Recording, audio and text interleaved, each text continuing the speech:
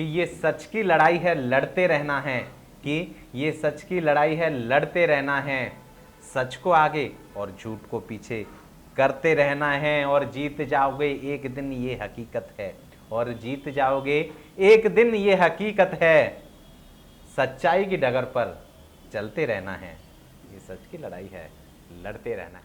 नमस्कार दोस्तों, मैं हूं राजेश आरा और आप देख रहे हैं बड़ी चलो न्यूज़। और एक खुशी की लहर आपको ये खबर सोचकर आपके दिमाग में आ जाएगी।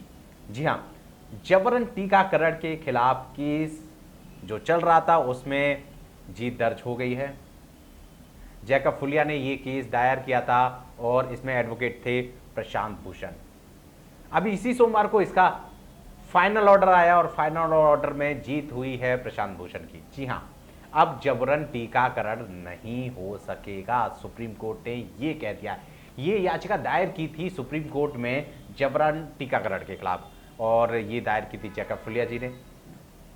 इस याचिका में कहा गया था कि जो लोग टीकाकरण नहीं कराना चाहते या जो लोग नहीं चाहते कि उनके अंदर अभी टीकाकरण हो, कि कुछ लोगों में ये था कि टीकाकरण पे जो पूर्ण उस पर रिसर्च होनी थी वो नहीं हो पाई थी, उसका जो ट्रायल था वो पूरा नहीं हो पाया था, उसके बावजूद भी उन्हें पास कर दिया गया टीका लगाने के लिए।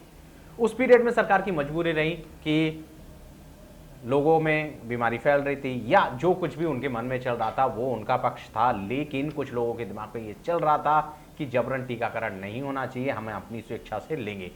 ऐसे में सरकार उनकी नहीं सुन रही थी। आपने देखा पकड़ पकड़ के ठोक ठोक के टीका लगाया जा रहा था, जबरदस्ती की जा रही थी, पाबंदियां भी लगाई जा रही थी।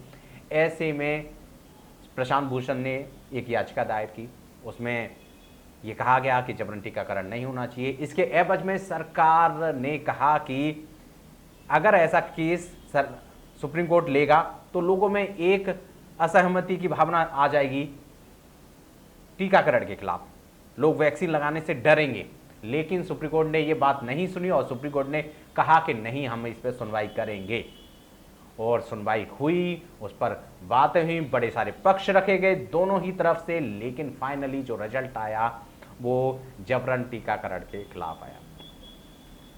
सुप्रीम कोर्ट ने कहा कि अनुच्छेद 21 के तहत जो मानवाधिकार है, मानव का जो शरीर है उसका अपना शरीर है, वो अपने अकॉर्डिंग जो चाहेगा वो करेगा, लेकिन आप उस पर जबरदस्ती नहीं कर सकते। तो सरकार को कोई भी ऐसा राइट नहीं है कि वो मरीज या उस व्यक्ति के बगैर पूछे या बगैर जबरदस्ती करे उसको वैक्सीन दे या कोई भी टीकाकरण या कोई भी मेडिसिन दे।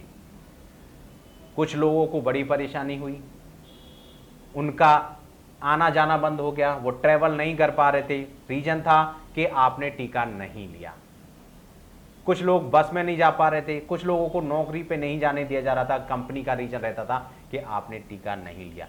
इस पर भी सुप्रीम कोर्ट ने कहा है कि आप किसी भी व्यक्ति पर कोई पाबंदी नहीं लगा सकते हैं, टीका ले या नहीं ले। अर्थात साफ साफ उन्होंने कहा है कि जिस व्यक्ति ने टीका लिया है और जिस व्यक्ति ने टीका नहीं लिया, दोनों में किसी भी तरह का कोई भेदभाव नहीं किया जाना चाहिए।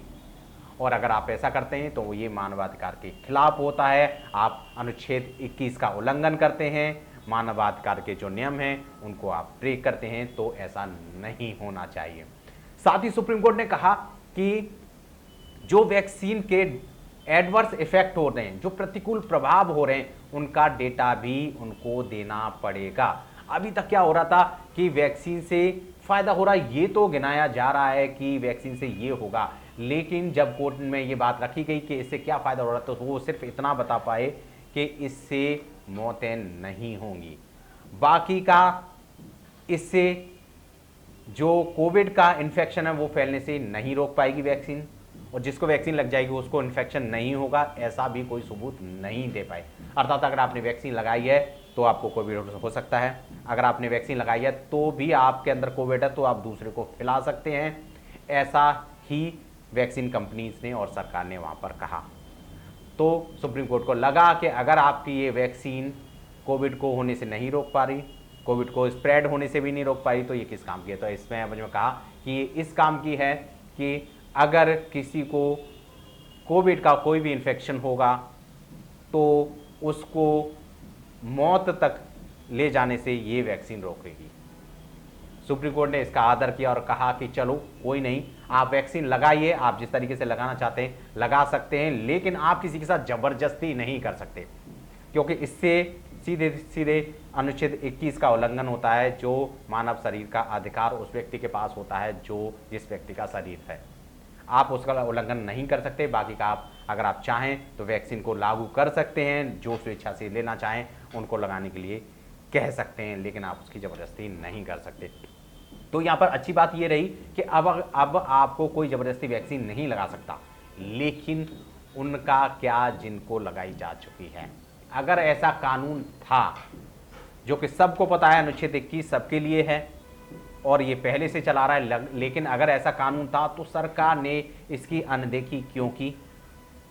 क्या सरकार को नहीं पता था कि सुप्रीम कोर्ट भी इस पे अपने आप से कोई भी ऑर्डर दे सकता है? और कई बार हाई कोर्ट ने भी इस तरह के ऑर्डर पास किए कि आप जबरदस्ती मत करिए, लेकिन सरकार, वैक्सीन कंपनीज, कुछ डीएम, कुछ एसडीएम अर्थात अनुशासन को बनाए रखने वाले व्यक्तियों ने ऐसा किया कि जबरदस्ती वैक्सीन को लगाने के लिए लोगों को मजबूर किया। कुछ कंपनीज ने, कुछ सरकारी संगठनों ने भी, जैसे रेलवे ने कहा कि ट्रेन में तभी बैठने दिया जाएगा जब आपके वैक्सीन लगी होगी। तो क्या इन संगठनों को कानून नहीं पता था? अगर पता था तो उन्होंने उसका उल्लंघन किया, और उल्लंघन किया है तो कहीं ना कहीं उनको भरपाई भी करनी चाहिए, क्योंकि बहुत सारे लोगों का काम खराब हुआ, बहुत सारे लोग ट्रैवल नहीं कर पाए, और कई जाने तो इस वजह से गई कि वो सही समय पर किसी हॉस्पिटल, किसी जगह पर या सही किसी फंक्शन में शामिल नहीं हो पाए। तो इसकी भरपाई कौन करेगा? इसकी भरपाई वो करेगा जिसने कानून का उल्लंघन किया है। तो क्या इसकी भरपाई होगी? क्या सुप्रीम कोर्ट इस पर कोई सुनवाई करेगा?